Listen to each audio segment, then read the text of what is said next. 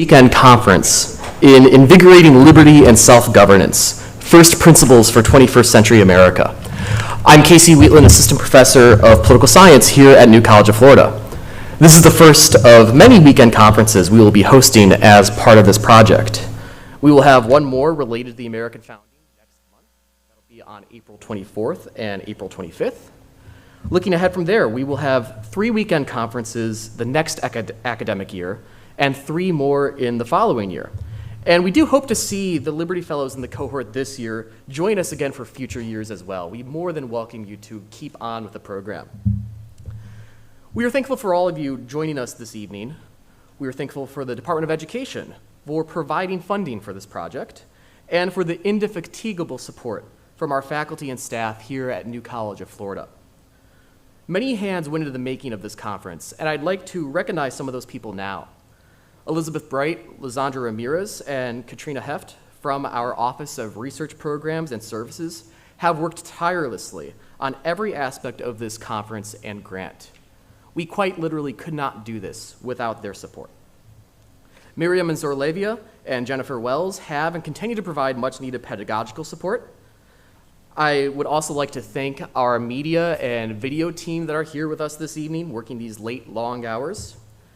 We also have 2 newest members of our grant team that I would like to welcome, Dominica Valencia and Michael Larman.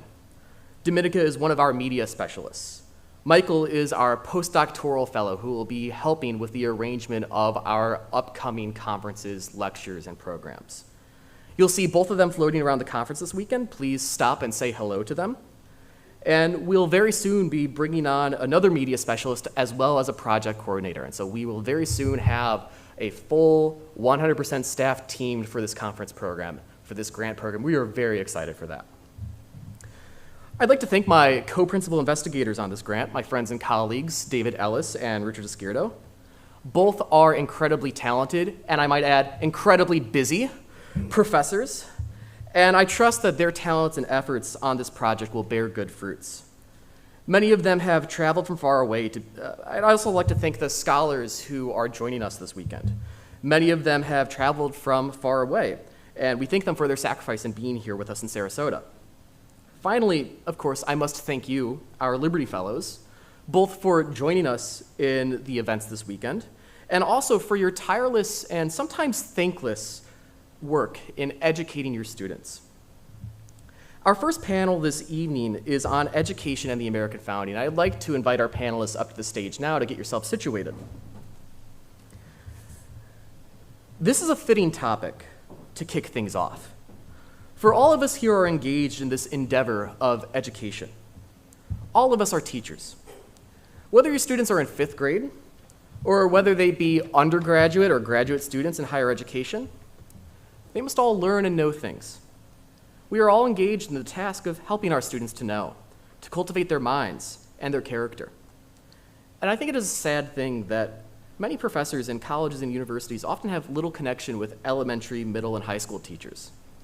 We have much to learn from each other, and that is what we are going to do this weekend. Before I introduce the panel, I'd like to relate some words from Noah Webster, who will be the subject of the incomparable Jeanette Richards' presentation tomorrow. And I hope I will not be stepping on her toes here, but I know that she will forgive me if I do. Webster, of course, is best known today for his dictionary. He was foremost among those founding fathers who concerned themselves with the education of the youth in America. In an essay on that subject, Webster wrote, "The education of youth is, in all governments, an object of the first consequence.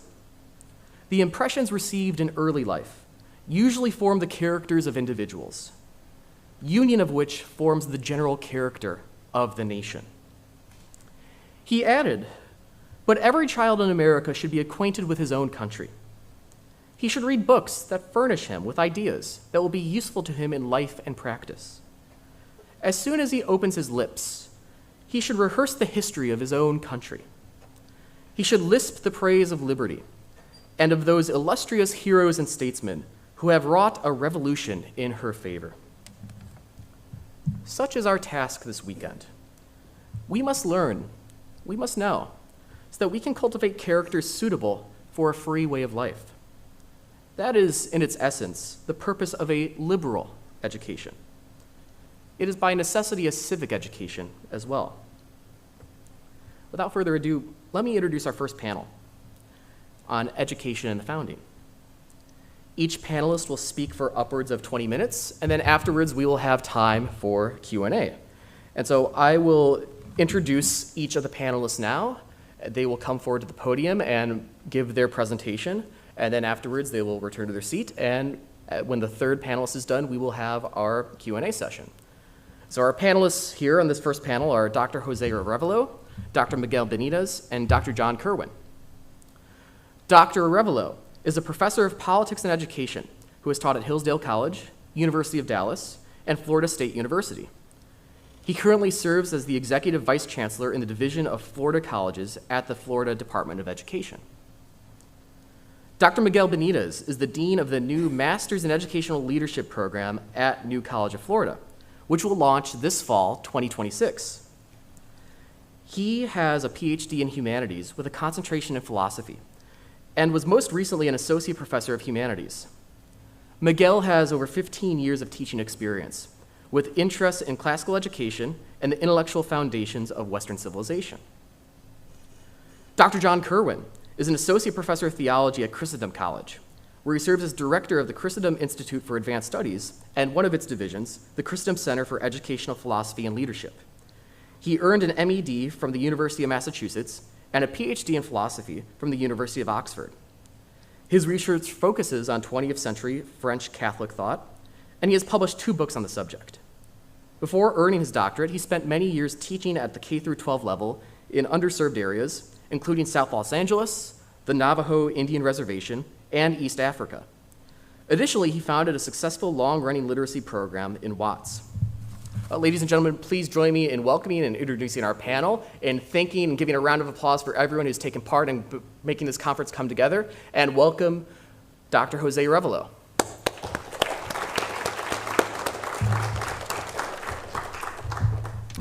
Thank you, Dr. Wheatland, for that kind introduction, and thank you all for your patience. We were held up a bit, so bear with us. You're here for the long haul, so I hear. I want to talk a little bit about laws in education during the American founding. There's a notion among some scholars, I'm sure none in this crowd, that the American founders didn't really care about education much. But I think, as my talk hopefully will show, and several other presentations during the conference, that view is gravely mistaken. They cared greatly. And their thoughts on education really flowed from their political theory.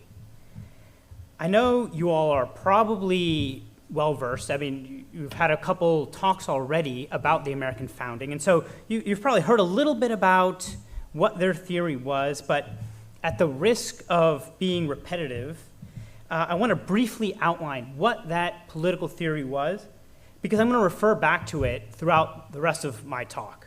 And it's, if we're talking about laws on education, we ought to know a little bit about the theory that put in place those laws.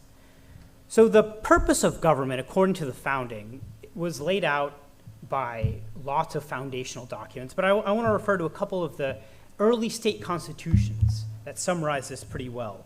So the Constitution of Massachusetts says that the end of government is to secure the existence of the body politic, to protect it, and to furnish the individuals who compose it with the power of enjoying in safety and tranquility their natural rights and the blessings of life. So it's to secure the existence of the body politic, protect it. The Virginia Constitution, one of the first Virginia Constitution, says something similar. It says, government is or ought to be instituted for the common benefit, protection, and security of the people, nation, or community. So again, this emphasis on security, protection. This view of government is summarized in the most famous founding document of all, the Declaration of Independence. The country is established to secure these rights. Governments are established to secure these rights. As a secondary objective, of course, it's to promote happiness or common benefit, but these objectives are subordinate to that protection. All that a government does should relate in some way to this original end. And so this begs the question, well, should the government have anything to do with education? I mean, what does education have to do with protecting people, if that's the primary role of government? And this is where some scholars say, oh no, this is exactly the view of the purpose of government from the view of the founding, and therefore the founders didn't want government involved in education. They didn't really care that much about it. Libertarians often take this position, that government and education should not have almost anything to do with each other, or nothing to do with each other. So I hope to refute that view in this talk. I want to talk a little bit about why I'm going to talk about laws on education. There are some other speakers throughout this, I think one of my panelists, Dr. Kirwan, as well as Janet Richards, who you'll hear from tomorrow, they're going to speak about some of the most prominent founders and their views on education. I'm going to take a more boots-on-the-ground approach, looking at the laws. I think the laws capture what the people on the ground really thought about education. And so this is the best reflection of what the founding generation as a generation thought, not what a couple of the brightest lights of that generation thought. So the first thing to note is that these laws, the founders all thought that education was a political institution. So the two were intertwined, and that government should play a role in the encouragement of education. This view goes all the way back to Aristotle, who in Book 8 of the Politics said, the legislator must make education, the education of the young, his object above all. So Aristotle in the Politics thought education and legislation went hand in hand. And the same idea is reflected in a 1787 charter of Pittsburgh School that states, the education of the youth ought to be the primary object with every government. It was the duty of governments to care for and promote education, both liberal and mechanical.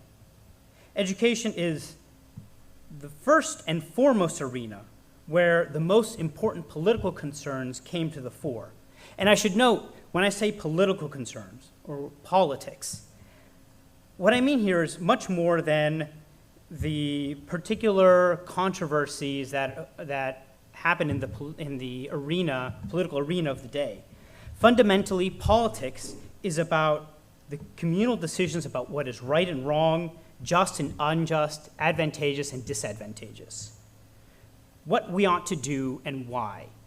And this can be as broad as, what is murder, what constitutes murder versus self-defense, or as particular as should the city of Sarasota sign a municipal contract with a particular vendor. So obviously what is politics involves the controversies of the day, but it goes far beyond that. So with this view, you can begin to see why politics and education might go hand in hand. Well, the first question that, this being established, the first question that the founders actually needed to establish is, all right, well, what are the aims of education? What, from the perspective of government, what should government aim for when it encourages education? So this is a question of ends, and that's what I'm going to focus on in this presentation. I'm not going to focus on the means of education. How to do education? Some of my panelists, I'm sure, might discuss the means, but I want to focus on the ends. What do they aim at in educating a people? So I'm going to argue that there's three main ends from the perspective of government for education during the time of the founding. So first and foremost, they aimed to make citizens safe for society. Second, they aimed to cultivate patriotism and devotion to Republican ideals. And third, they aimed to encourage virtue, morality, and religion. And these second and third aims both relate to the first pretty directly. So the first aim, making citizens safe for society. So going back to that foundational idea, I'm obviously going back to the foundational idea of government, that according to the political theory of the American founding, the government had the responsibility of protecting its citizens, and the first, or one of the primary ways of doing this is by making citizens safe to live with each other, all right? And you know, this might seem a little bit odd or paternalistic, but the founders had a really realistic view of human nature.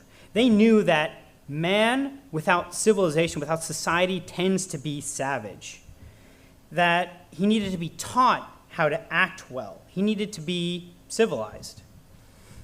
There's a founding era act confirming allotments towards a charitable school in Pennsylvania that lays out this idea. It says, when education is neglected, poorly handled, or entrusted to dangerous and disaffected men, then children may end up troubling the peace of society, shaking the government, and often causing tumult, sedition, and bloodshed. Right, so the people without an education are the causes of sedition, tumult, and bloodshed. A charter from the University of Georgia connected the order in the minds of citizens to order in society. It says, the people's public prosperity and even existence very much depends upon suitably forming the minds and morals of citizens. When the minds of the people are, in general, viciously disposed and unprincipled, and their conduct disorderly, a free government will be attended with greater confusions and evils more horrid than the wild, uncultivated state of nature. It can only be happy where the public principles and opinions are properly directed and their manners regulated. So a citizen that is well educated is less likely to turn to criminal pursuits in order to make a living, and is more likely to be able to maintain himself and contribute in some positive way towards the needs of his fellow citizens. States, therefore, regularly funded poor schools all over the original 13 states. Some states, such as Virginia and South Carolina, banned lotteries, but they allowed an exception to finance educational institutions. So they thought better to have citizens involved in this minor vice, gambling or lottery system, than to have an unfunded education system. States apply the same notion to external threats too. The Pennsylvania legislature paid for the education of Native Americans so that when a Native American was educated, he might return to his tribe to disseminate the rudiments of useful knowledge among the Indians who reside in or near Pennsylvania and to make them more amenable to their neighbors. So here we can kind of clearly see that this aim of protecting citizens, making them safe for each other, and even protecting those who surrounded the original 13 states was at the foundation of the funding and encouragement of education. Flowing from this, the founders aimed to encourage patriotism and attachment to Republican principles. So respect for the rule of law requires loyalty to the regime, and so the founders aimed to instill a public patriotic spirit. Many laws and institutions were chartered with the aim of instilling in the people this public spirit, this patriotic public spirit. So for example, a a law in Virginia bid the trustees of Hampton-Sydney Academy, Hampton-Sydney, by the way, still exists today, it's now a college, and this law bid Hampton-Sydney to ensure that the teachers, quote, preserve in the minds of the students a sacred love and attachment to the principles of the glorious revolution. Similarly, a 1789 Act on Education from Massachusetts encouraged Harvard University to teach students the principles upon which the Republican Constitution is structured. So Harvard had been a wellspring of patriotism. Many of the founders were educated there, and the state was relying on Harvard to strengthen other institutions in the state, to be that foundation for patriotic spirit. Down south in Georgia, they were conscious that political ideas espoused in other countries could pose a threat to the United States. And so therefore they enacted a law that temporarily stripped political rights from anyone under 16 who was, quote, sent abroad without the limits of the United States and resided there for 3 years for the purpose of receiving an education under a foreign power. So in other words, if you studied abroad and you came back, there was a danger that you might pick up principles that were against that patriotic spirit. And you might have been, looked at aristocratic or monarchical government in Europe and said, oh, that actually makes a lot more sense than this Republican experiment that the Americans are running here. And so they would be excluded from being able to vote or hold office until they spent some time back in their state reacclimating themselves to the principles of the country.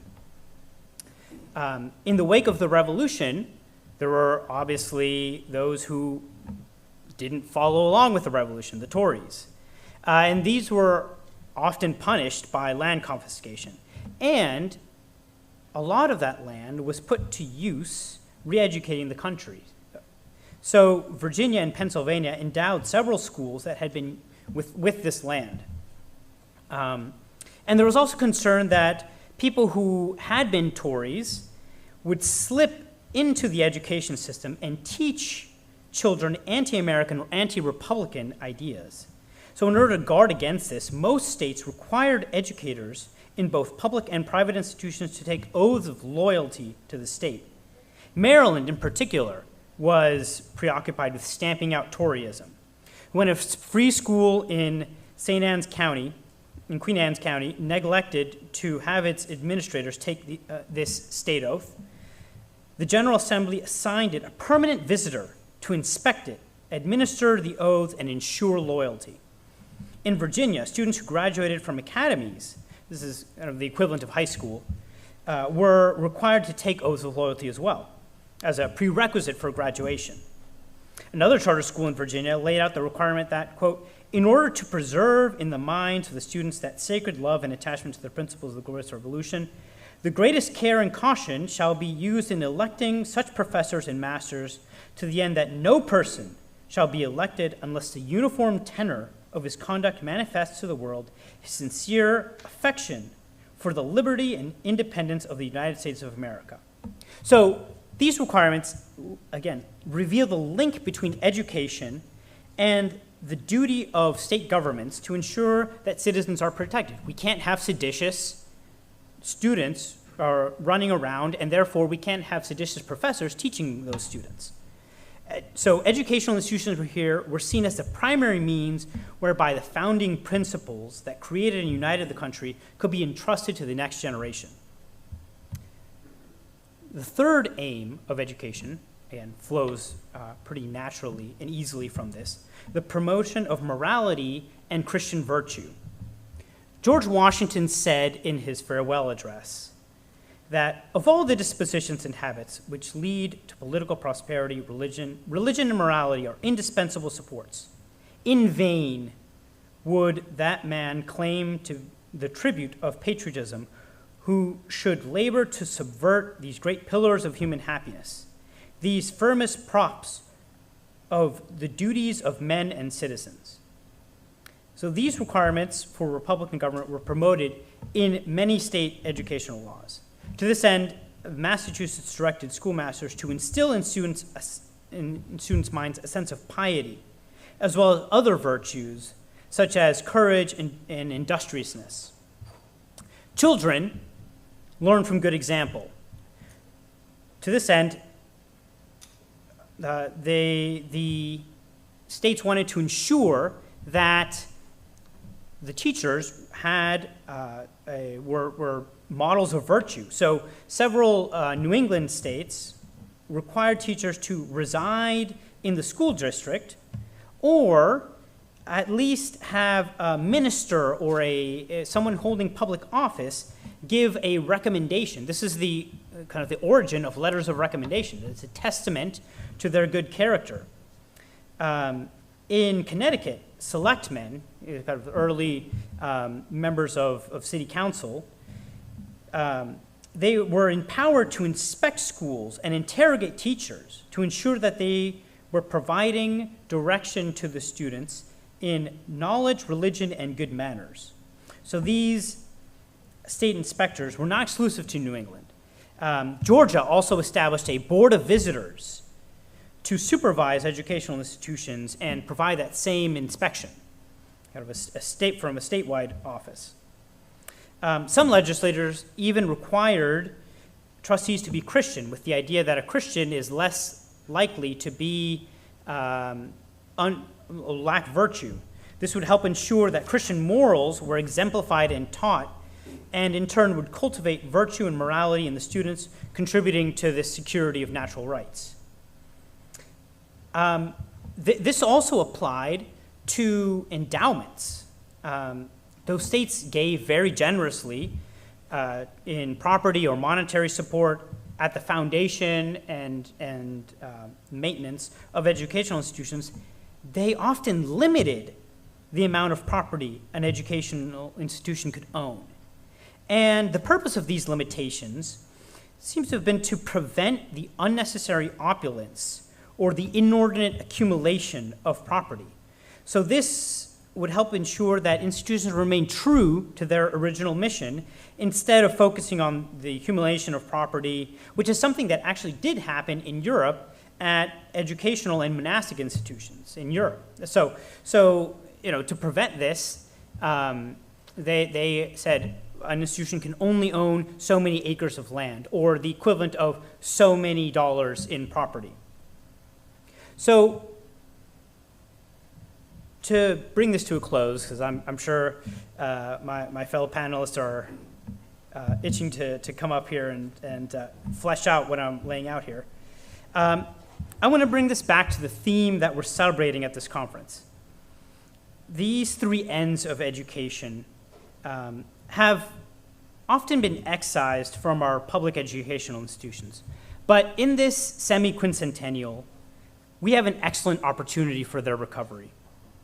In our day, many institutions provide something of an education that aims at employment, but they overblow that expectation somewhat by aiming that, or by preaching that everyone's going to be a leader, right? This has contributed partially to bring about a shortage of American-born plumbers, carpenters, welders, and it's led certain industries to bring in people from abroad to work when they can't find local native-born workers. And so this is something that I think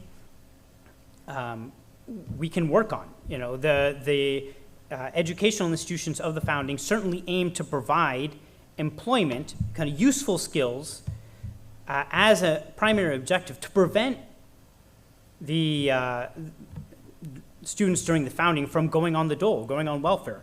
And yet today we have something like 20% of American citizens on welfare. So here in Florida, they've placed a very heavy emphasis on workforce education. And that's borne a lot of fruit. And I think that's something that the founders in this vein would have encouraged. Our institutions also ought to encourage real patriotism. There are many ways to do this, but just to name a couple, we should provide to our students examples of those who have loved their country and sacrificed for it. I think this morning you all attended a talk on George Washington. That's a primary or a prime example of someone who sacrificed for his country. But we should bring others, in as a way of modeling to our students what real patriotism looks like. The second recommendation is that our students should spend some time looking at the anthems and symbols of our national life.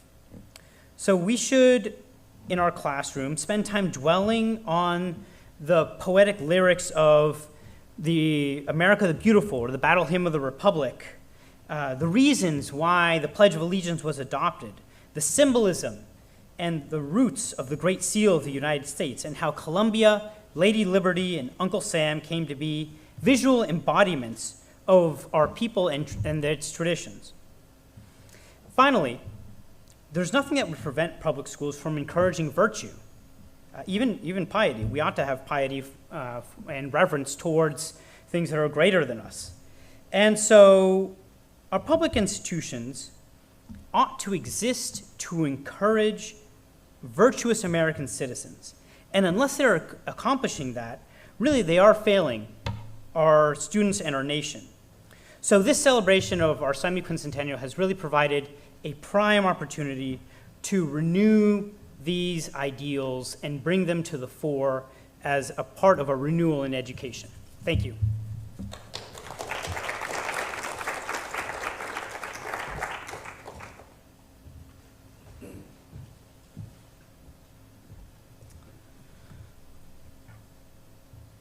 All right. Thanks once again for joining us. I will also be talking about education and the founding, though I will be focusing on the role of classical education during the time of the founding. For the last 40 years, classical education has grown in popularity. It emerged from a rather long slumber around the late 1980s through homeschool and private schools. It has now continued to grow through charter schools. Joshua Gibbs, the director of the Classical Teaching Institute at the Ambrose School, in a blog post on the U.S. Department of Education website stated, "Once a scrappy movement relegated to musty secondhand spaces, classical education is now a settled figure in the landscape of American education."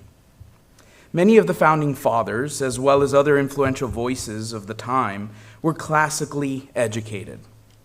George Washington, who was not classically educated, was influenced by the classics and ensured that his stepson received a classical education.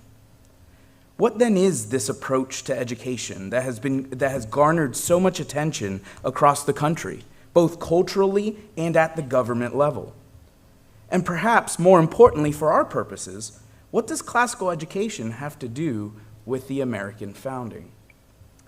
Practically speaking, the classical education that many received consisted of learning Greek and Latin, reading Plato, Aristotle, Thucydides, Cicero, Tacitus, Horace, and many other Greek and Roman classics.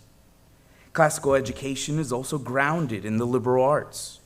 The 7 liberal arts are categorized into the trivium and quadrivium. The trivium consists of grammar, logic, and rhetoric. The quadrivium consists of astronomy, arithmetic, geometry, and music. Thomas Aquinas defines the liberal arts as only those arts which are directed to knowing, whereas those which are directed to some useful end attained by action are called mechanical or servile arts. Joseph Pieper says the liberal arts then include all forms of human activity which are an end in themselves. The servile arts are those which have an end beyond themselves, and more precisely, an end which consists in a utilitarian result attainable in practice, a practicable result. The liberal arts, then, are an education for a free people, whereas the servile arts are less about who you are as a person, but rather focused on what you do. In his essay, The Principles of Classical Education, David Diner offers 10 principles that distinguish classical education from other more contemporary approaches to education. I will focus on 3 of them that illustrate the importance of classical education around the time of the founding of the United States. The 3 principles I will refer to are education as teleological, education and the cultivation of virtue, and education and the givenness of reality. Lastly, I will point out 2 ways in which the shared classical tradition was helpful to the founders as they established a new country. Education is teleological.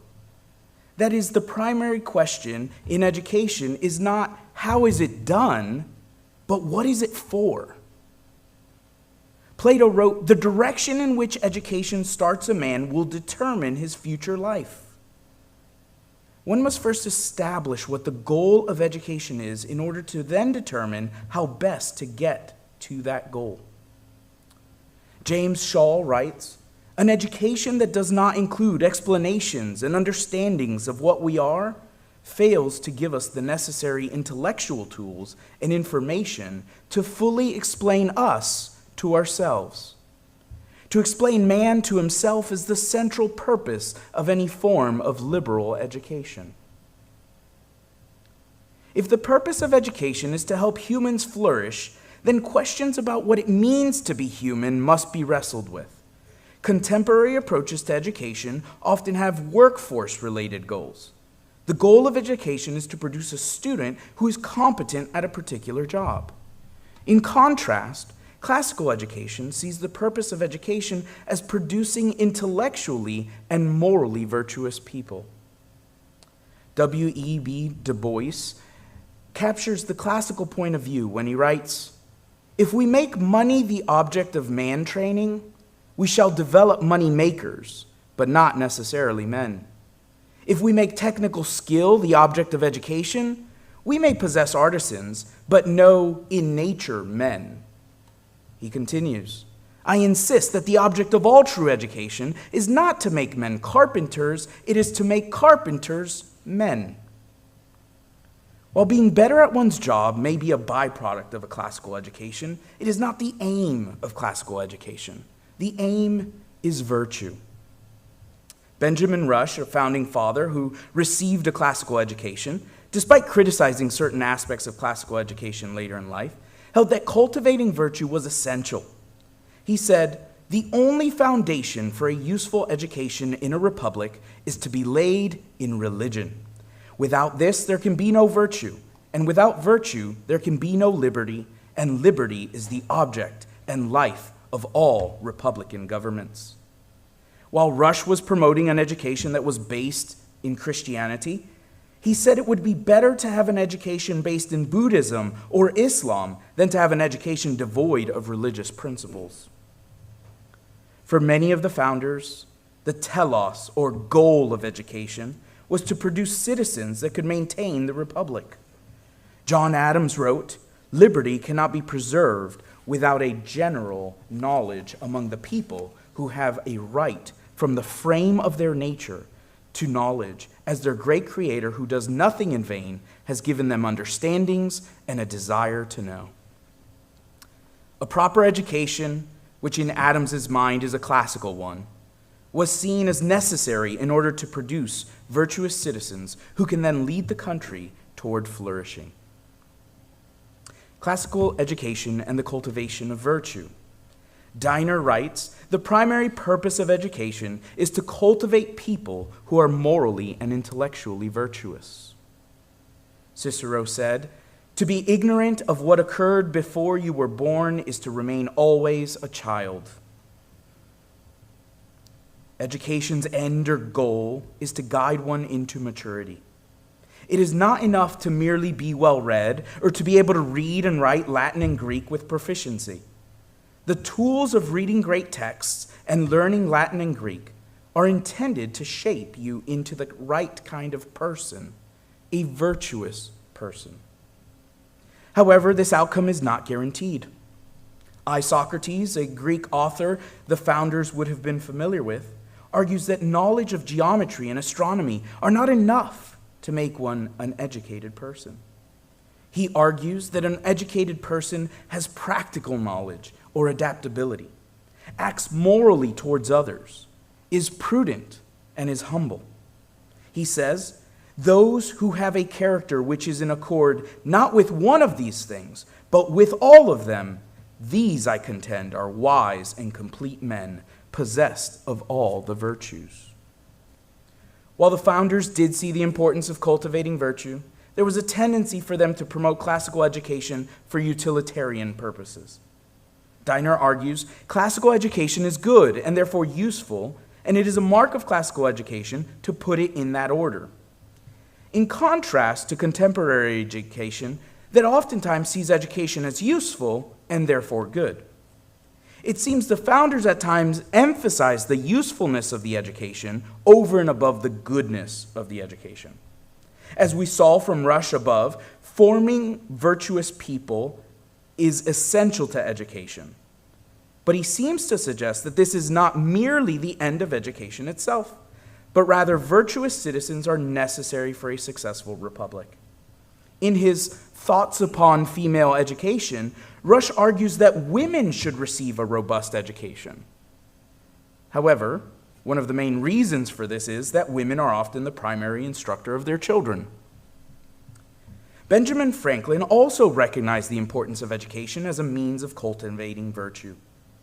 In a letter to Samuel Johnson, he wrote, I think with you that nothing is more important for the public weal than to form and train up youth in wisdom and virtue. He also said general virtue is more probably to be expected and obtained from the education of youth than from the exhortation of adult persons. Bad habits and vices of the mind, being like diseases of the body, are more easily prevented than cured. Classical education and reality. In his essay on the principles of classical education, Diner writes, classical education recognizes the givenness of both physical and moral reality. That is to say, the classical view is that aesthetic and moral statements can be true or false, and not merely matters of preference.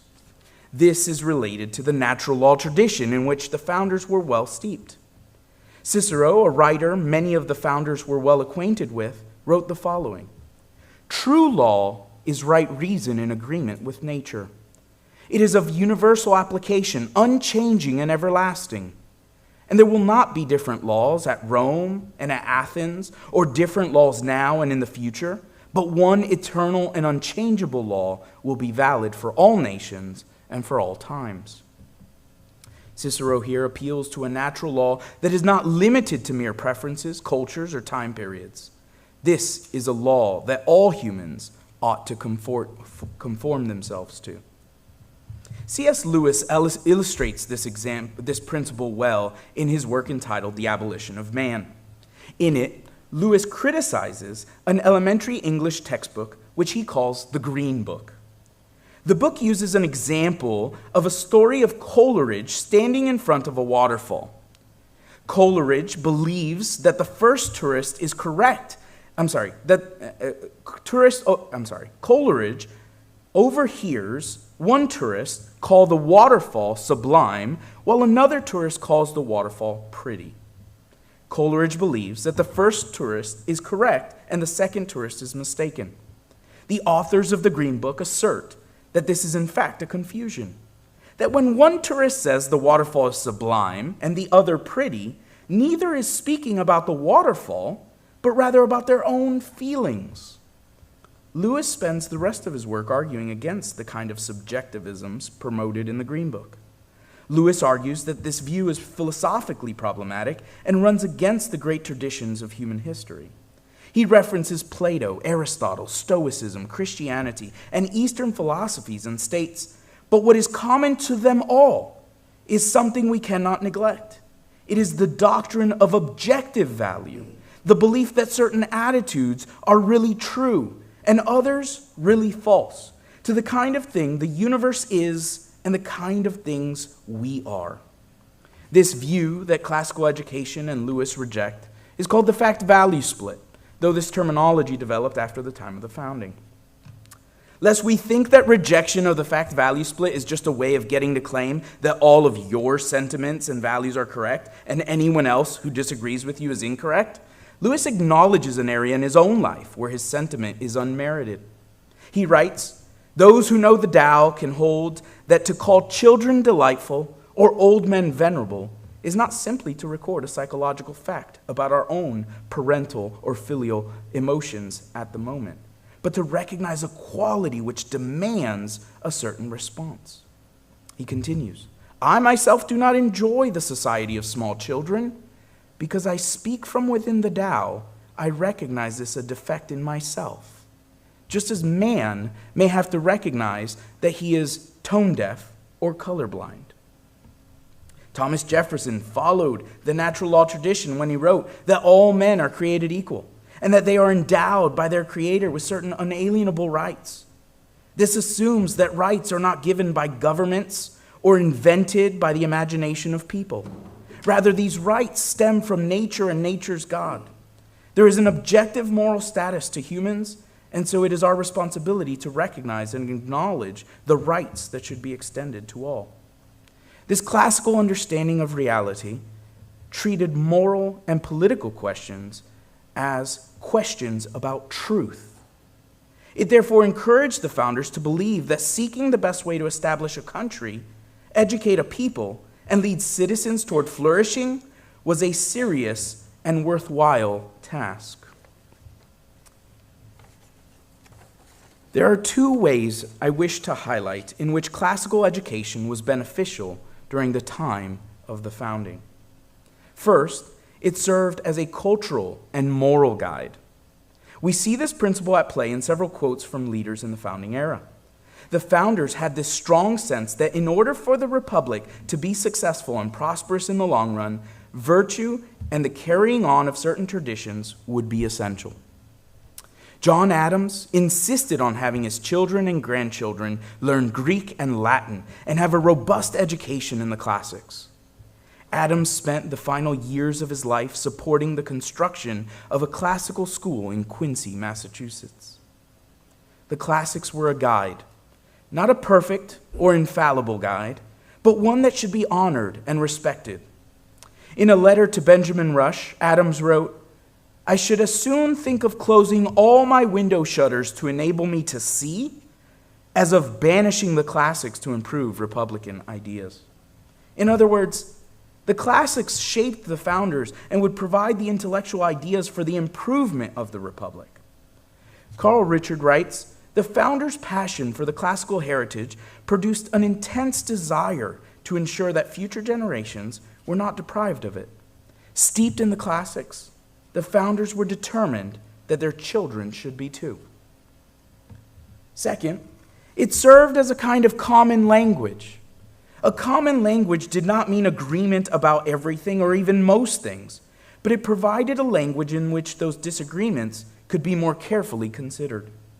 For example, both the Federalists and the Anti-Federalists appealed to the classics in defense of their positions. This is seen in the pseudonyms used by both sides. Publius was adopted by the authors of the Federalist Papers, and names like Brutus and Cato the Younger were adopted by the authors of the Anti-Federalist essays. In the Anti-Federalist paper, Brutus I, the author writes, "If respect is to be paid to the opinion of the greatest and wisest men who have ever thought or wrote on the science of government, we shall be constrained to conclude that a free republic cannot succeed over a country of such immense extent, containing such a number of inhabitants, and these increasing in such rapid progression as that of the whole United States." In Federalist Paper 63, James Madison writes, "History informs us of no long-lived republic which had not a senate. Sparta, Rome, and Carthage are in fact the only states to whom that character can be applied."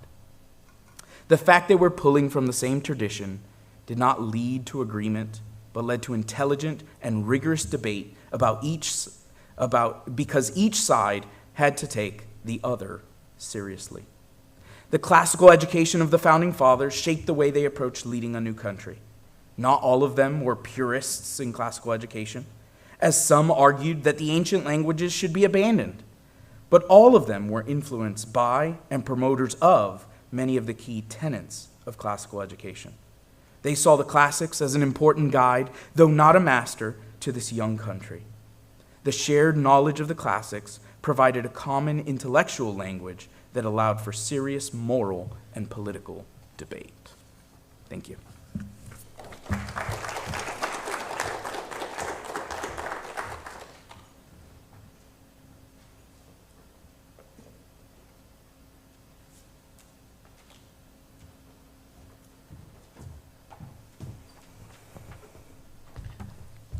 Thanks so much. It's really a pleasure to be here.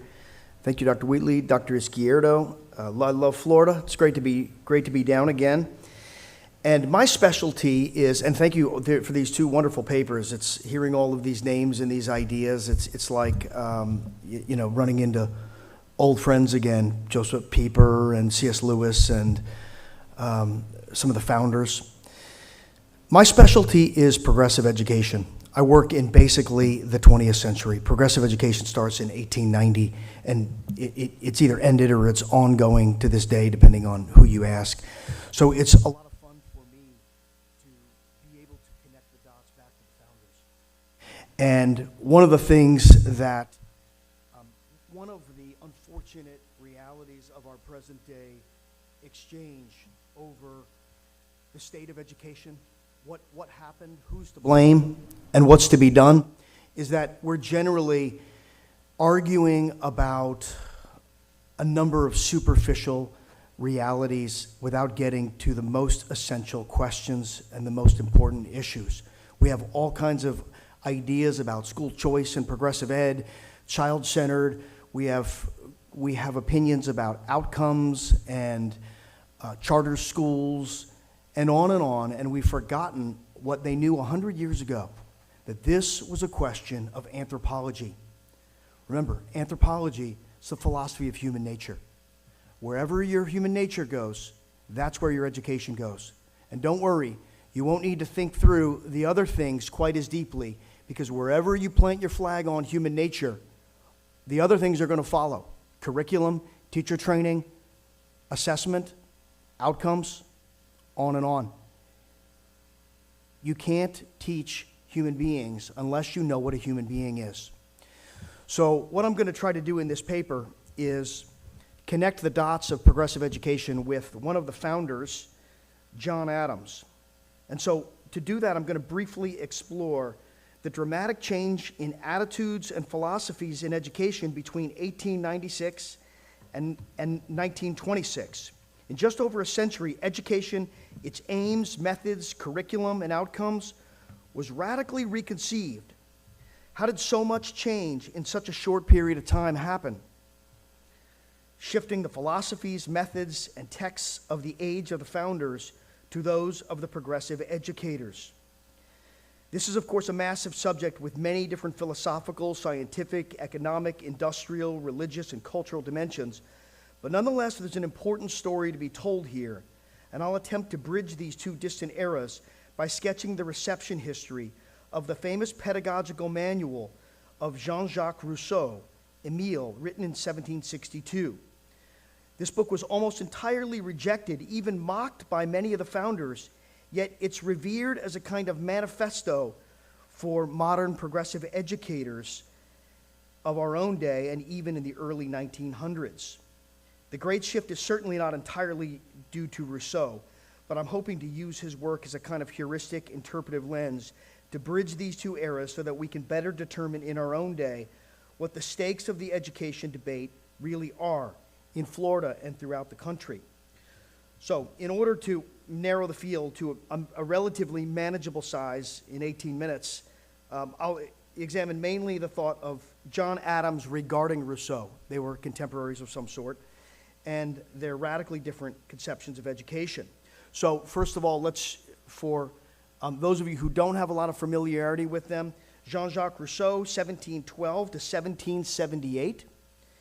He was a philosopher from Geneva, and his most famous work, The Social Contract, and his educational manifesto, Émile, were both written in 1762.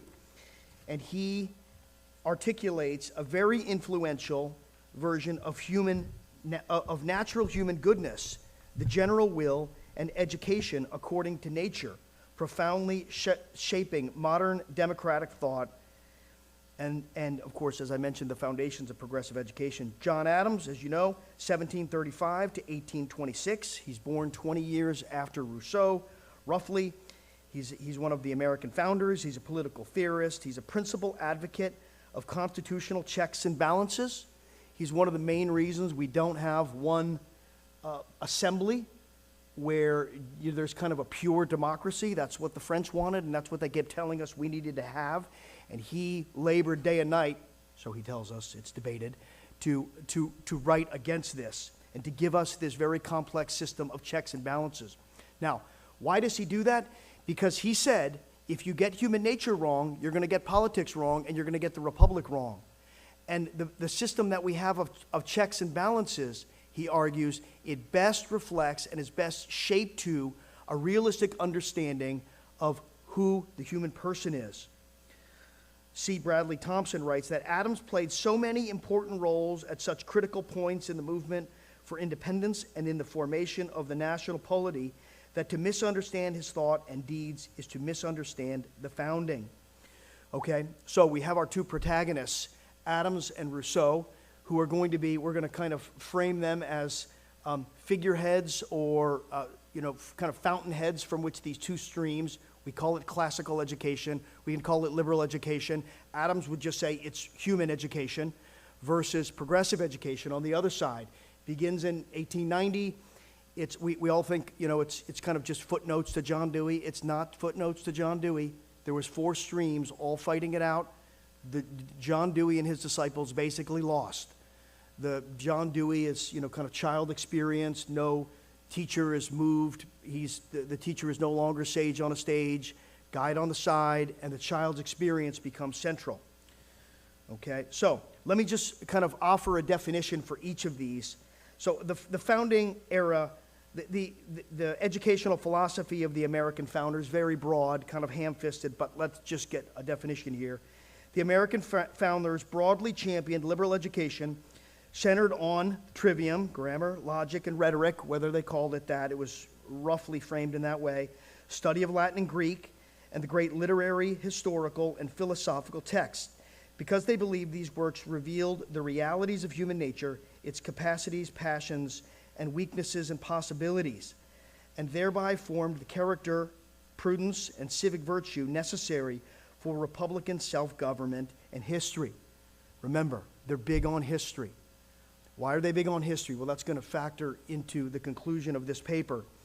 And this is something that's largely been expunged from the curriculum. There's been so much written about how our students don't know history.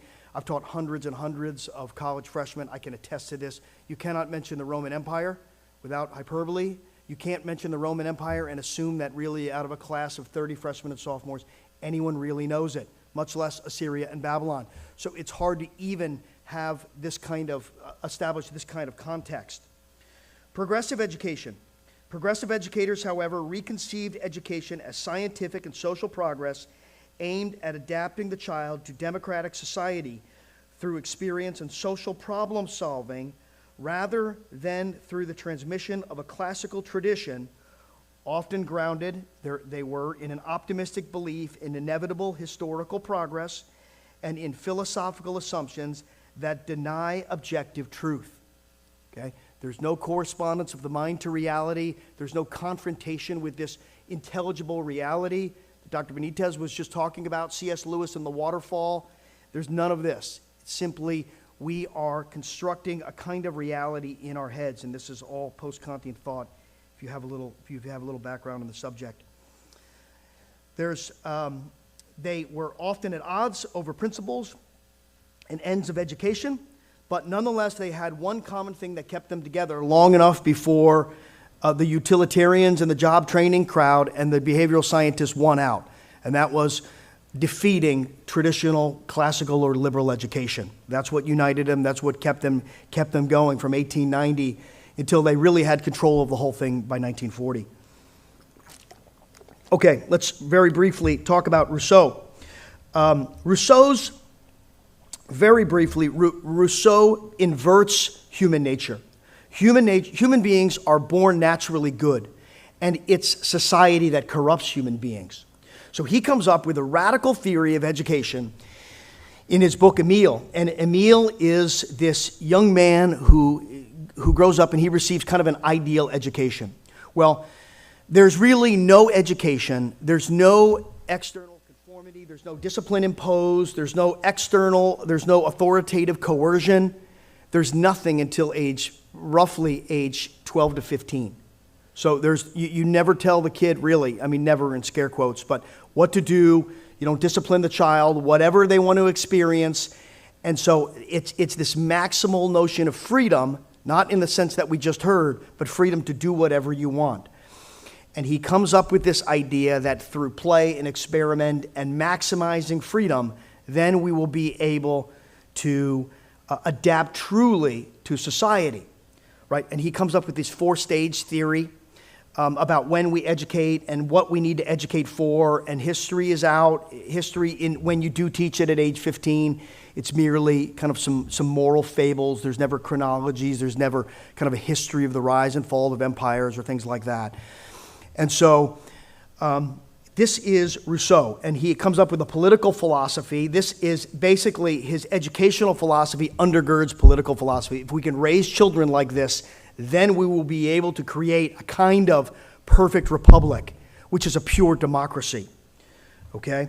So this is really influential on a number of levels in progressive ed, even up to Piaget. If some of you have labored through a Master of Education and a mainstream education, you know the whole stages of development and all of these things. Highly contested theory, influential even to our own day in various aspects. Okay? But what he does is he overturns the moral order. So human beings are fundamentally good. Well, this goes against not only the Christian ethos, but also the classical ethos that human beings are born fatally flawed. And whether you have a robust notion of original sin or merely kind of a softer version of human weakness, as maybe the Greeks had, right? Either way, it's education. Human beings are born flawed and weak, but with great potential, and desperately in need of moral formation and true education to train the intellect, to discipline the mind, and we do this through literature. You could read Russell Kirk's magnificent essay on forming the moral imagination through literature. History is the great teacher of human nature, teaches us about human weakness, on and on. We need this. Grammar helps us shape our minds to reality, right? We learn to think correctly. We learn to compose thoughts in a coherent manner. Syntax helps us with the efficiency of those things. So how do we know John Adams? What do the founders think about Rousseau? Well, the founders dismissed Rousseau. They didn't talk much about him because they didn't take him seriously. And as influential as Rousseau was in France, he wasn't very influential in America, although the American founders certainly knew who he was. John Adams is one of the most intellectually inclined of the founders. And John Adams, what he thinks about Rousseau is usually in the marginalia of his books on Rousseau in his library. And he's unsparing in his criticism of Rousseau, and he thinks Rousseau simply has kind of lost his mind in this naivety.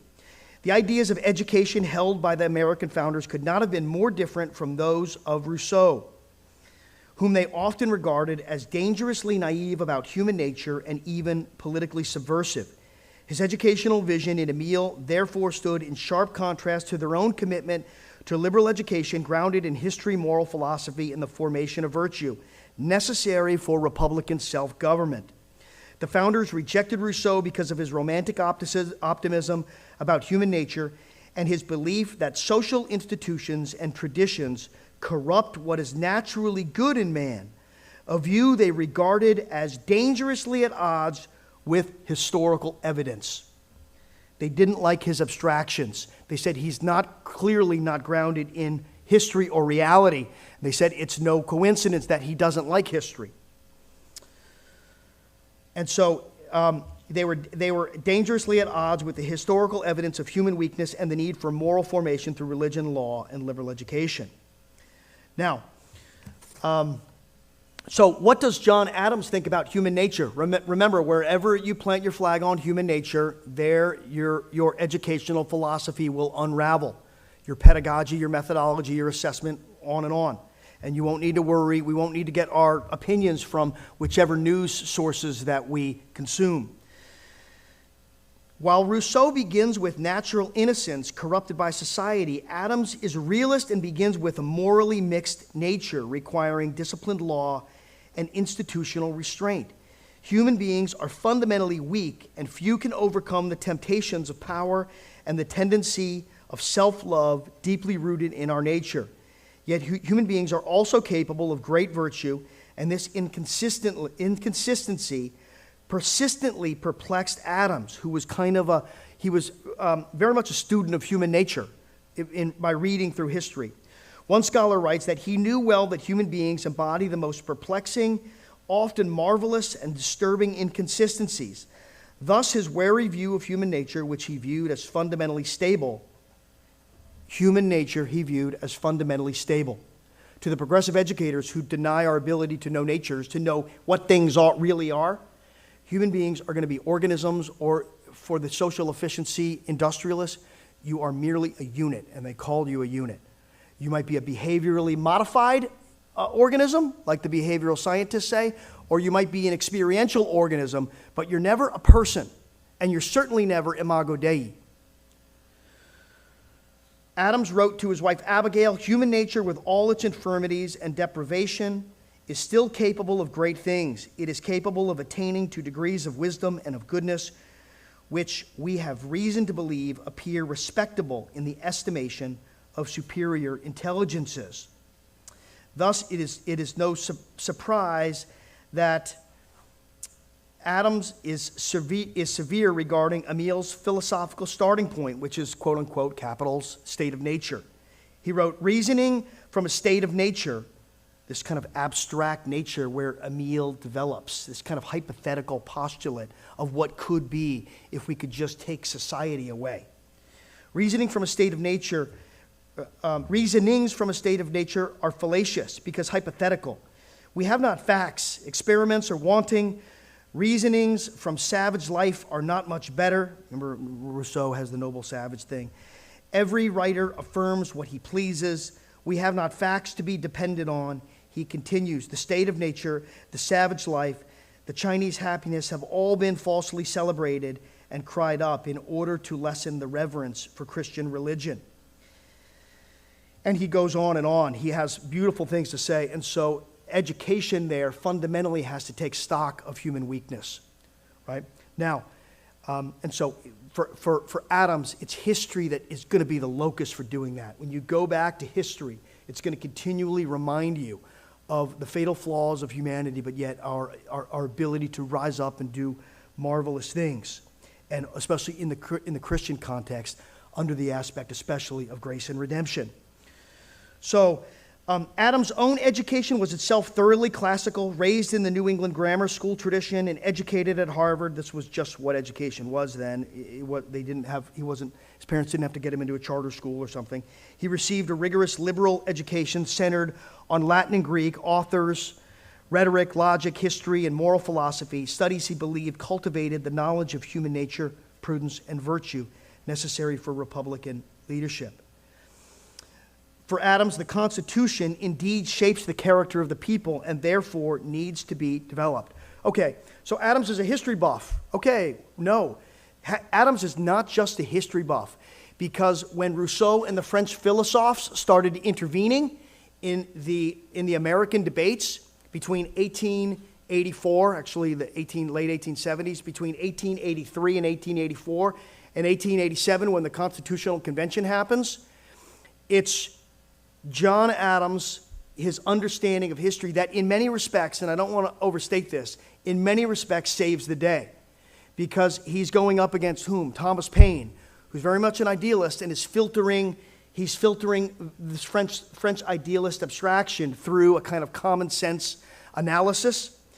And so what does Adams do? Well, for Adams, the study of history occupied a central and vital place in liberal education because it was indeed the great teacher of human nature, weakness, and the potential for greatness. He wrote, To a man of liberal education, the study of history is not only useful and important, but altogether indispensable.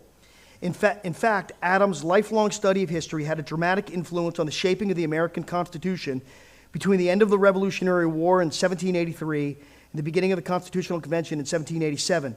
There were 4 years of increasing instability, which some have even seen as bordering on a level of chaos that threatened the Republic, not an overstatement, as the Articles of Confederation proved inadequate for the time. So there were various conceptions of what form of government should take, and the influence of Rousseau and the philosophes was becoming increasingly prominent. Well, so I can get to my conclusion and stay within the 20-minute boundaries. He writes most of what he writes is letters that are compiled later, but his big 3-volume work is a defense of constitutions. And in volume 1, which he says he's laboring day and night to get out before the start of the convention, it's a kind of historical tour de force, 400 pages long, going through the rise and the falls of empires and republics and systems of government, showing how utterly complex they are and how if they're not if they're not shaped according to human nature, they will invariably fall apart. This has a dramatic effect. It has its influence implicitly on the Federalist Papers, and it makes it into, and many of the Founding Fathers are reading this. Well, Adams kind of saves the day, and we do get this kind of elaborate system of checks and balances, which Adams really develops from Montesquieu and argues corresponds best to the complexities of human nature, and he argues this historically through this kind of causal analysis of exactly what makes republics and forms of government and empires rise and fall. Well, Adams kind of saves the day, and all is well. But inexplicably, through a number of very complex circumstances, we have the Gilded Age, the Industrial Age, the beginnings of the Progressive Age, the end of kind of Orthodox Christianity in America, the rise of the social gospel movement.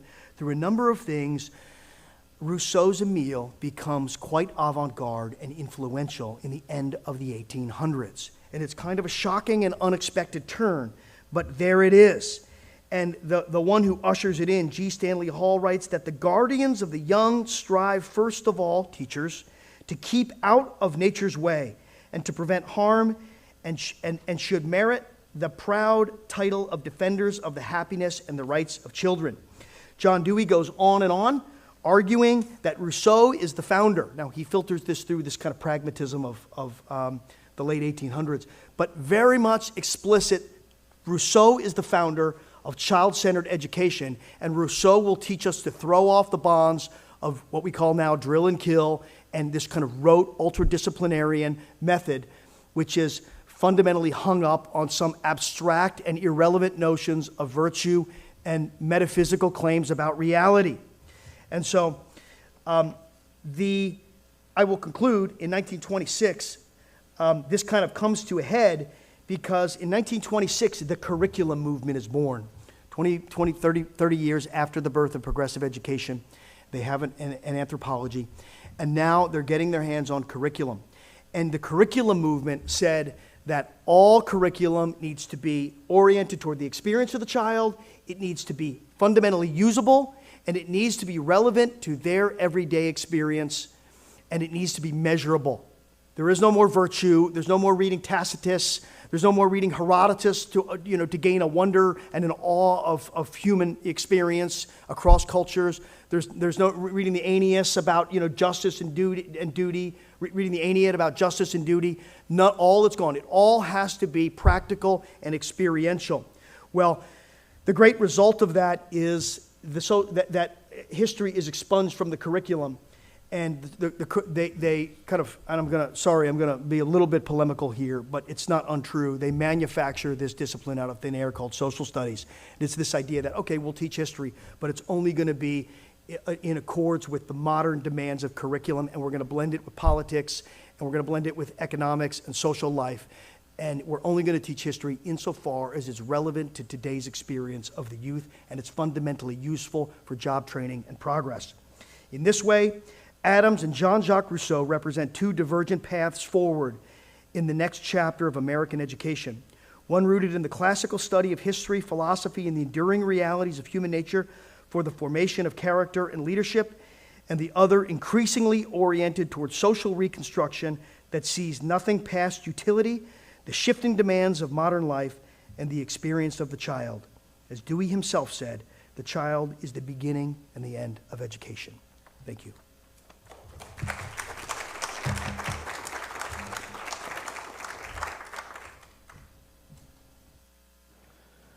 there are questions, I have a microphone, and I'll be happy to pass it around to whoever would like to ask the first question.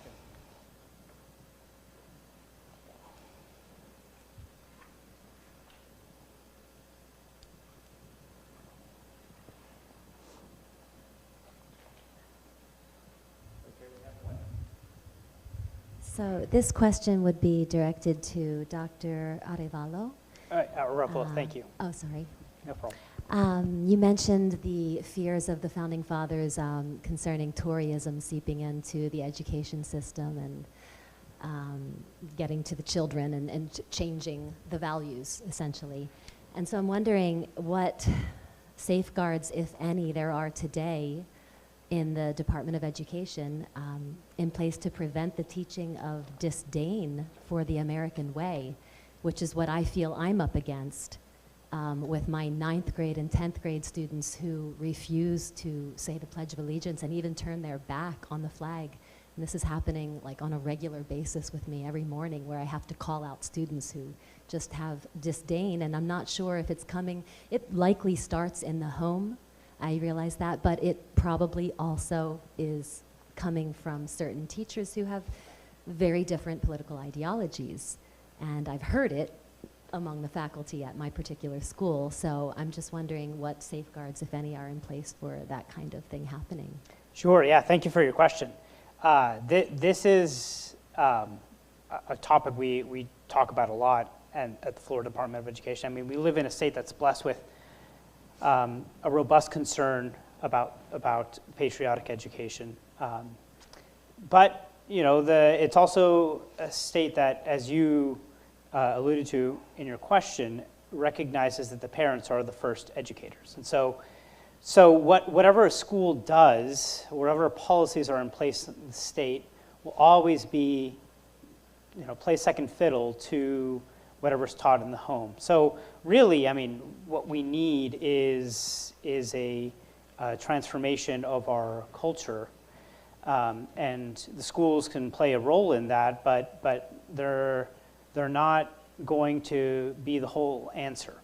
But when you ask what policies are in place, so that, you know, we're working incrementally here, but there has been a large push for a couple of things that I talked about. You know, pushing a more patriotic education, pushing for the founders to be recognized in the classroom.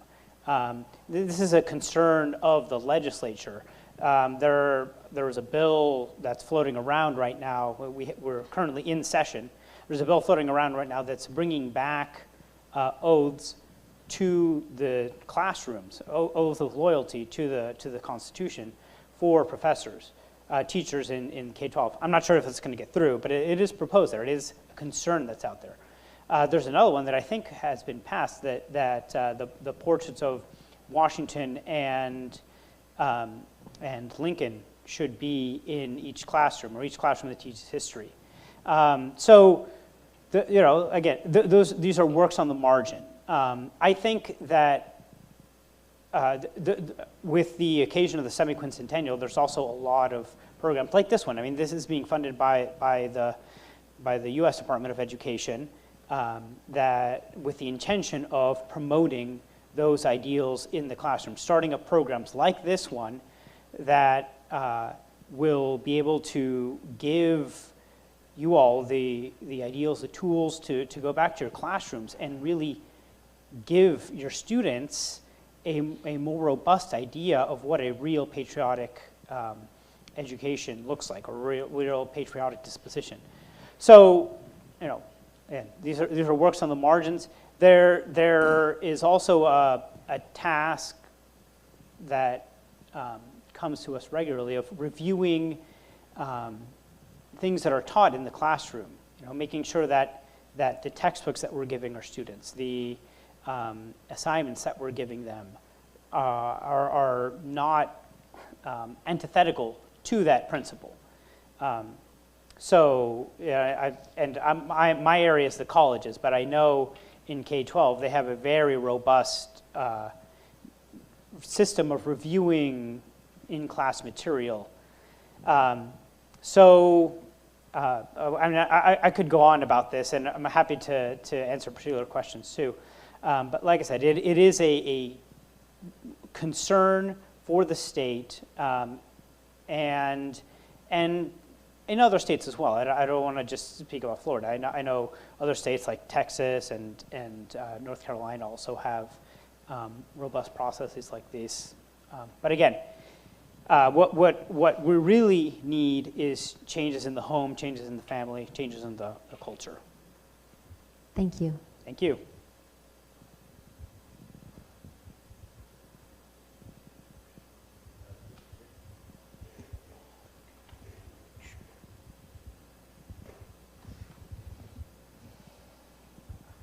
My apologies if I pronounce your name wrong, but Dr. Kirwan.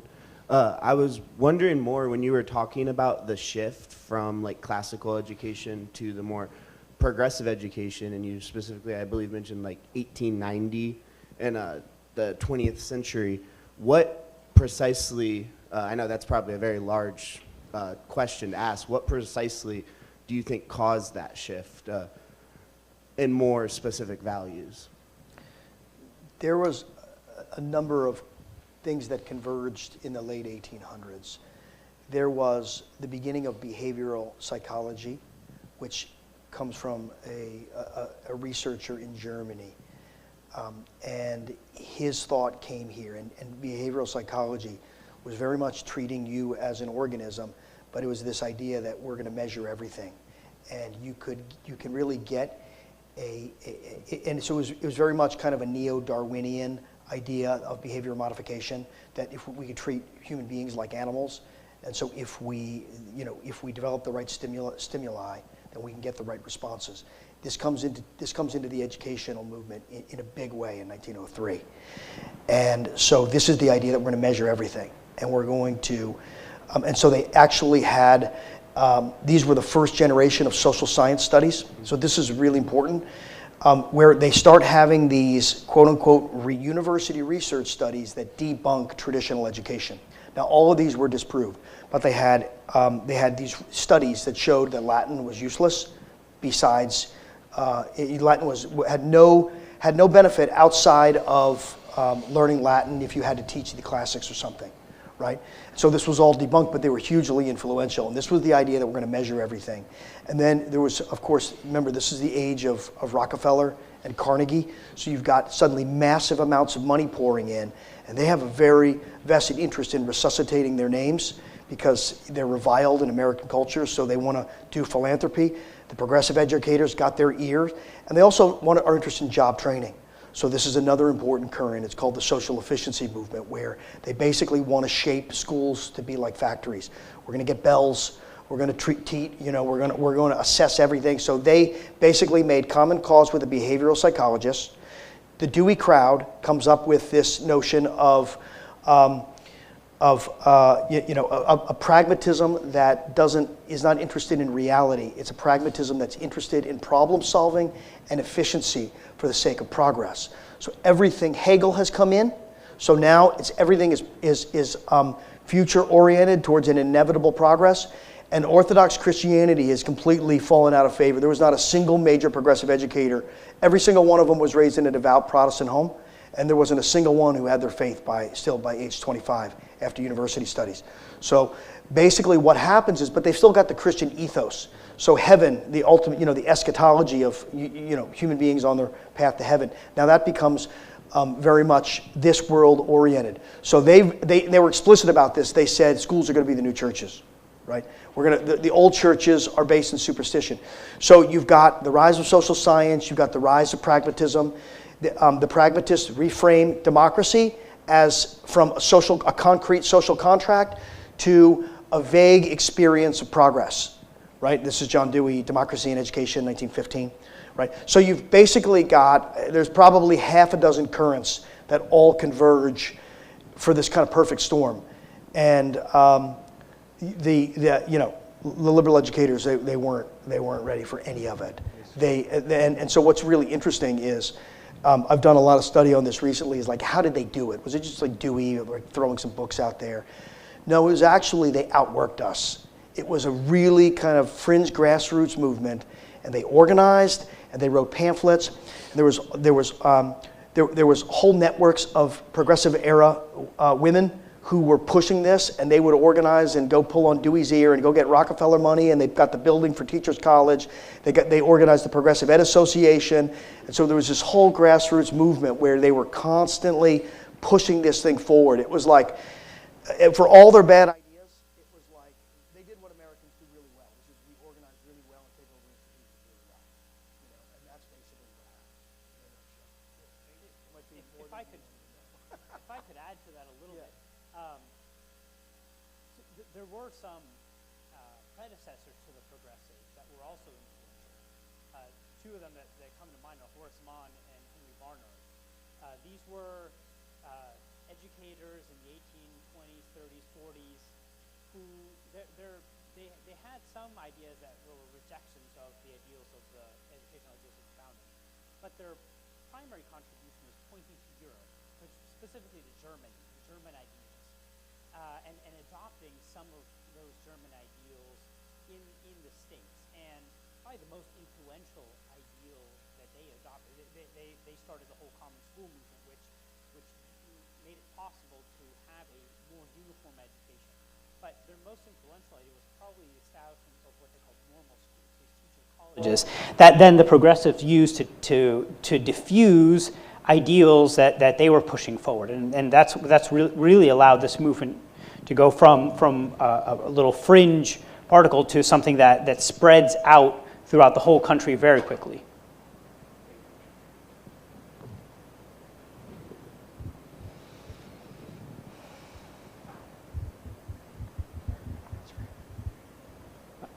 Thank you, panelists, for your excellent presentations. My question is for Dr. Benitez, though I'd be happy to hear from any of you. We want carpenters and plumbers and electricians to be liberally educated, but society has told them that they don't need to be. They need to learn the technical skills of their job. How, without insulting them and saying, well, human life is hard and you don't know what you're doing, you need this. How do we persuade, or how does a teacher persuade a student who maybe wants to go into the trades, which is a noble endeavor? How do we convince them, persuade them to come along and learn the things that are necessary to live a human life well? Yeah. It's an excellent question. In an ideal situation, I think that they would receive the liberal arts education that we would hope they would receive, they would get in a K-12 setting. And then if they choose to then go on to a trade or something like that, they've already received this robust education. And so I think a lot of it is through educational reform. I think a lot of it is through projects like this one that cause teachers to think about kind of where we've landed in education today. To have to think through that and kind of trace our steps a little bit, see where we've come from, how it's different now. And so I think a lot of that has to begin in the early years. But one of the things that I think makes our argument difficult is how expensive education is, especially higher education. And so I think the more we can find ways of being able to pass along this education in K-12, but also how do we find ways of making higher education more affordable for those who choose to go that route, I think that's important. I also think there's an argument to be made that increasingly, now with AI and how disruptive it's going to be of various workforce settings, I think that more and more we are going to have to make the case that education is about forming humans. The one thing that our talk shared, all three of them, is that education is virtue formation.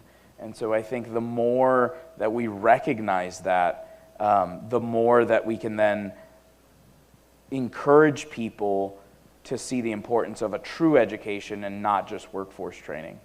And then one last point, and if any of the other panelists want to weigh in, I think part of it too is that for too long, academia has looked down on the trades and has had a kind of arrogance in the way in which they deal with those who go into the trades, where I think recovering this idea that all human vocations are meaningful and purposeful because it is humans that are doing them is also an important part of this process. But certainly I think we, at K-12 and in the college settings, I think we need to be making the case, and we need to continually be making the case. And then I think I already said lastly, so whatever comes after that. I think programs, right? Perhaps a Master of Ed and Ed Leadership program at a local college where that robust emphasis in the liberal arts will be present, and then getting the right leaders in place to transform the schools. I don't know if you guys have anything. You know what's interesting is I think that we've got, remember, I mean, our philosophical tradition is 2,500 years old, right? So we have this great conversation to build on. And so somebody made this remark in 1929. They said, look, nothing that the progressive educators are giving us we haven't thought of, in terms of benefits, we haven't thought of before. So for example, one of the great texts in the development of education and philosophy is this Parisian monk named Hugh of St. Victor. And the French revolutionaries, inspired by Rousseau, knocked down the famous monastery of the Victorines. But anyway, he wrote this wonderful work in the early 12th century called the Didascalicon. And in the Didascalicon, he comes up with this kind of robust, conception of what true education is. Liberal education, we'd call it, or classical ed, right? And it's certainly even more robust than the founders from a Christian perspective, because it has the ultimate end is, well, not only moral or civic formation, but contemplation, right, of our highest end, which is, right, the beatitude. But anyway, what Hugh builds into it is manual labor. And in the very first chapter of the Didascalicon, he actually kind of defines education as fundamentally medicinal, right? Which is this beautiful understanding, awareness of, the limitations that we're born with through the infirmity of original sin, the effects of original sin from the Christian perspective. And so it's not this kind of fire and brimstone, notion of original sin, but it's education as medicinal. And then he has this kind of philosophical, the practical, the moral, but also the manual elements as a remedy, as instrumental, as primary, as really important in this process of recovery and reform and this kind of, this medicinal approach to restoring our human nature, wounded. And so I think Hugh has got some great things to say on manual labor that I think are totally applicable to modern day incorporating shop into the liberal arts or something. I can't see you over there, these lights, but whoever you are, right? Yeah.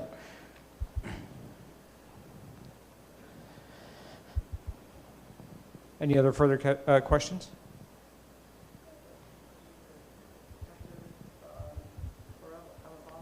Yeah. I've seen really good public schools and really bad ones. Mm-hmm. My daughter got a college education in high school, graduated summa cum laude, now she's at Cambridge. She came from a failing school, she had to work her way up, and the only way she did it was by getting up at 5 o'clock in the morning and working until 11, trying to get caught up, right? So most schools maybe they have honors program or AP program, and then most of the focus beyond that is what we call L25s, or the lower 25 percentiles. Along with that is a lot of behavior issues, not in all cases, but in many.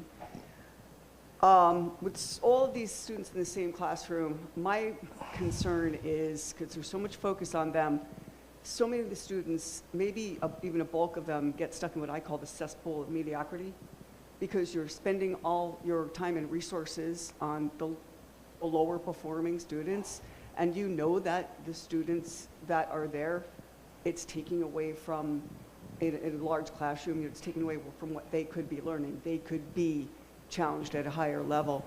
Is there any better way that you can think of we can triage that? You know, we like inclusion, have everybody in, but I'm really concerned about those people who are not really being challenged, and they're bright, and they could be being challenged if not. Yeah, I mean, our public education system is premised on the idea that every child should receive an education. And it's true that the first concern often is for those children who are struggling. And as you all said, often those who are talented get ignored, left behind because they're more capable, they can fend for themselves. I think that's a real injustice. We do need to have a more robust way of giving those children who for a myriad of reasons, are more capable of studies, the chance to actually develop and grow and learn and take on what is truly challenging to them. I think, you know what, and I'll bring this back to the ideals of the founding.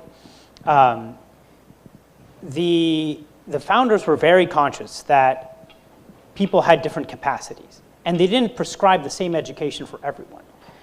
The liberal education that they prescribed was for those who were, more capable, intending to be leading in society, or take on become lawyers and politicians and clergy. But because they had liberal education as an ideal, that elevated the whole rest of the educational project. And it's not like all of the students during the time of the founding were receiving an education in Greek and Latin. But because it was an ideal, it set the tone for the entire rest of the educational systems that they had. And so I think similarly, if we had a much more robust approach to those students who are the highest achievers, that has a leveling or an elevating effect for the entire rest of the school system, because we really are looking to set an ideal. And I mean, to bring this also back to the progressive era, one of the first things that started to bring in or usher in a progressive education was the elimination of Greek and Latin as prerequisites for college entrance. And so when universities started to drop that requirement, then all of the high schools said, well, why are we teaching this? And so they stopped offering it to all students.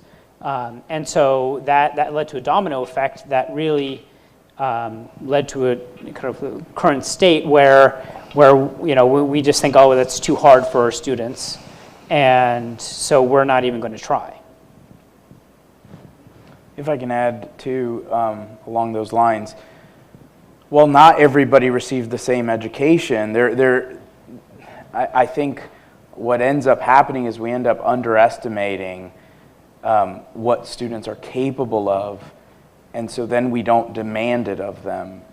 There is this instance in which there was a British article that had come out and said that one of the British farmers had solved some kind of problem by reading Homer's Odyssey, to which Jefferson replied that it was actually an American farmer, because only our farmers are the ones that read the Odyssey. And so it is this idea that, yeah, even farmers were reading the Odyssey, right? And I think maybe it goes back to the question that was asked earlier, what about those that are going into the trade or manual labor?